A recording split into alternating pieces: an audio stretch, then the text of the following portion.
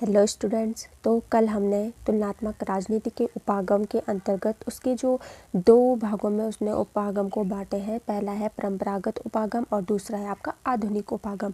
तो परंपरागत उपागम में हमने कल पढ़ा था दार्शनिक विधि, ऐतिहासिक विधि, औपचारिक कानूनी विधि, और आज हम देखेंगे इसी के अंतर्गत संरोपण विधि को।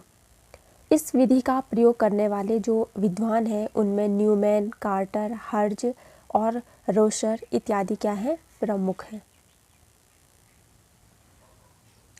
इसमें जो एक राज्य है, राज्य को क्या कहें, धुरी मानकर उसका अलग से अध्ययन किया गया है। इस अध्ययन के द्वारा इस अध्ययन में क्या किया गया, बहुत से आंकड़े या जो आवश्यक सामग्री है उनको एकत्रित कर क्या किया गया, उनका विश्लेषण किया गया।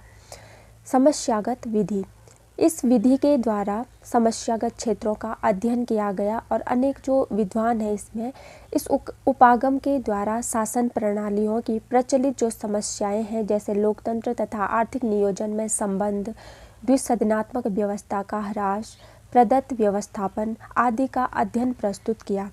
इस उपागम ने तुलनात्मक अध्ययनों को औपचारिक कानूनी अध्ययन के मार्ग से हटाकर ठोस आधार पर खड़ा कर दिया। इसके बाद है क्षेत्रीय उपागम। क्षेत्रीय उपागम के आधार पर अनेक विद्वानों ने विकासशील देशों की राजनीति को अपने अध्ययन का विषय बनाया। मैक्रेडीज के अनुसार कतिपय देशों के ऐसे समूहों को एक क्षेत्र माना जा सकता है जिनमें पर्याप्त सांस्कृतिक एकरूपता हो ताकि उनका राजनीतिक संस्थाओं का तुलनात्मक अध्ययन किया जा सके। क्षेत्रीय उपागम के आधार पर लिखे गए ग्रंथों में आमंड और कोलमैन की पुस्तक the policies of development areas, जैसे रॉबर्ट स्केलोपिनो की एक कृति है democracy and party movement in pre war Japan. तो ये क्या है, प्रमुख उन्होंने क्या किया, कुछ पुस्तक क्षेत्रीय उपागम के आधार पर लिखी हुई है। इसके बाद आता है आपका संस्थागत कार्यात्मक उपागम। यहाँ राजनीति का अध्ययन करता व्यवस्थापिका, कार्यपालिका व न्यायपालिका जैसे राजनीतिक संस्थाओं की औपचारिक संरचना पर बल देती है। इंग्लैंड, जर्मनी, अमेरिका के विश्वविद्यालयों में राजनीति के विद्वान औपचारिक शक्तियों के अध्ययन पर अधिक बल देते थे। हर्मन फाइनर, कार्ल जे फ्रेडरिक तथा केसी हियर के अध्ययनों में इस उपागम को अपनाया गया है। और ये यहाँ पे आपका जो परंपरागत उपागम की जो विधियाँ हैं वो समाप्त होती हैं। और अब देखेंगे हम इसका जो दूसरा भाग है आधुनिक उपागम। द्वितीय विश्व युद्ध के बाद क्या हुआ था कि जो एशिया, अफ्रीका, लैटिन अमेरिका के क्या हुआ था, कुछ नए राष्ट्रों का उदय हुआ था।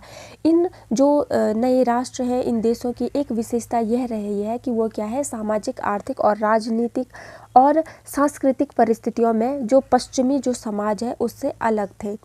पहले केवल यूरोप व अमेरिका के बड़े देशों का अध्ययन होता था और द्वितीय विश्व युद्ध के बाद क्या हुआ, जब इन नए राष्ट्रों का उदय हुआ तो इन नए राष्ट्रों का भी अध्ययन शामिल हो गया। अब क्या हो रहा था, जो नए राष्ट्र थे उनका अध्ययन भी शुरू हो गया था। आधुनिक उपागम की प्रक्रिया विश्लेषणात्मक थी क्योंकि इसमें जो तत्व व्यवस्था को प्रभावित करते थे उनका भी अध्ययन होने लगा, जैसे राजनीतिक दल हो गया या दबाव समूह हो गया, तो इनका भी क्या हुआ, अध्ययन उसमें होने लग गया। राजनीतिक व्यवस्था उपागम, इसमें जो फर्स्ट है, ठीक है, राजनीतिक व्यवस्था उपागम आधुनिक राजनीतिक विज्ञान के क्षेत्र में नया शब्द है जो 1950 या 1960 के दशक में उभरा। राजनीतिक व्यवस्था उपागम में औपचारिक संस्थाओं के साथ साथ अनौपचारिक संस्थाओं के अध्ययन पर भी बल दिया जाने लगा। पहले क्या था, केवल औपचारिक संस्थाओं का ही अध्ययन किया जा रहा था, लेकिन इसके बाद जब आधुनिक हम उपागम की बात करते हैं तो इसमें केवल औपचारिक ही नहीं बल्कि अनौपचारिक संस्थाओं के अध्ययन पर भी बल दिया जाने लगा, जैसे परिवार हो गया, वर्ग, जाति, धर्म। परिभाषा इसकी, राजनीतिक व्यवस्था समाज में मूल्यों का आधिकारिक वितरण करती है। यह ऐसी व्यवस्था है जिसमें सभी उपव्यवस्थाओं को आदेश देने तथा उन्हें नियंत्रित करने की शक्ति है। इसके बाद आता है डेविड ईस्टन के जो निवेश निर्गत विश्लेषणात्मक जो राजनीतिक व्यवस्था है इसका अध्ययन करेंगे, जिसमें उन्होंने क्या किया, पर्यावरण के संदर्भ में इसको देखने की कोशिश की है। पर्यावरण से निवेश के रूप में मांगे उठती है। उनका क्या कहना था कि जो पर्यावरण है उससे निवेश के रूप में मांगे उठती है और उन्हें व्यवस्था का समर्थन प्राप्त होता है। इन मांगों को राजनीतिक दल, दबाव समूह, समाचार पत्र व अन्य समुदाय आदि समर्थन देकर व्यवस्था में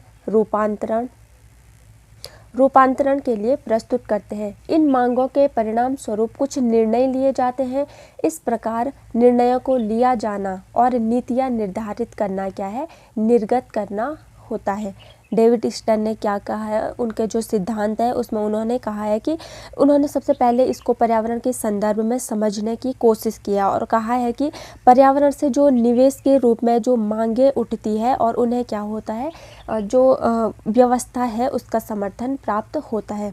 तो आप इसको जो डेविड ईस्टन का निवेश निर्गत मॉडल है उसको इस प्रकार भी समझ सकते हैं। ये जो मांगे और समर्थन है ये क्या है, राज्य व्यवस्था है। राज्य व्यवस्था क्या है, उनको समर्थन है। फिर ये नीतियाँ और निर्णय आती है आउट और इनपुट के रूप में। इसको आप इस तरह से भी समझ सकते हैं।